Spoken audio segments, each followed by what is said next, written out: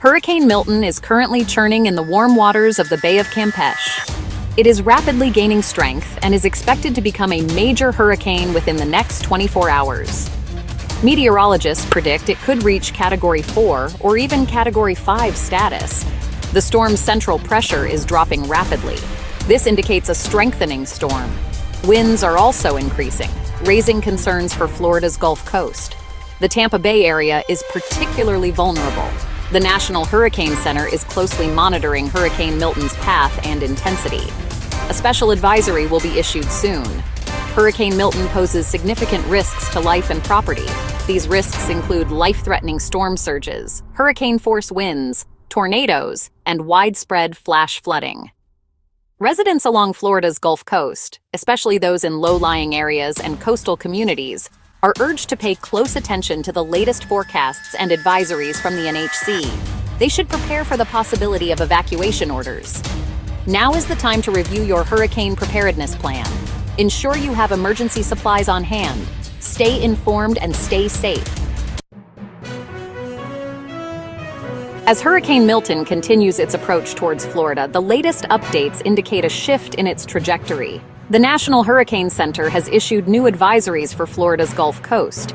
Residents in the affected areas are urged to take immediate precautions. State officials are coordinating with local agencies to ensure public safety. Evacuation orders have been issued for low-lying and coastal regions. Emergency shelters are being established to accommodate those who need to evacuate. The National Guard and FEMA are on standby to provide immediate assistance. FEMA has a long history of responding effectively to hurricanes and other disasters.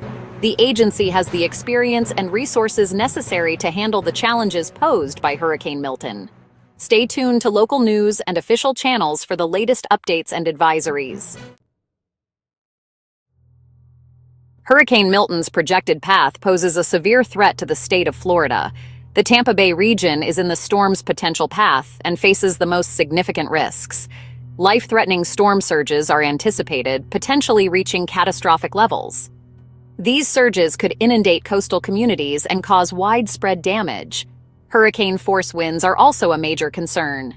These winds have the potential to topple trees, down power lines, and damage structures. The National Hurricane Center also warns of the possibility of tornadoes and flash flooding associated with Hurricane Milton. Tornadoes can spin up quickly in hurricane conditions, causing localized but intense damage. Heavy rainfall could overwhelm drainage systems, leading to flash flooding in urban areas and low-lying regions. Residents in the Tampa Bay area and throughout Florida need to take this storm seriously. Heed any evacuation orders issued by local authorities. Section 4. Managing climate anxiety during hurricane season. The increasing frequency and intensity of extreme weather events, such as Hurricane Milton, can contribute to feelings of anxiety and stress.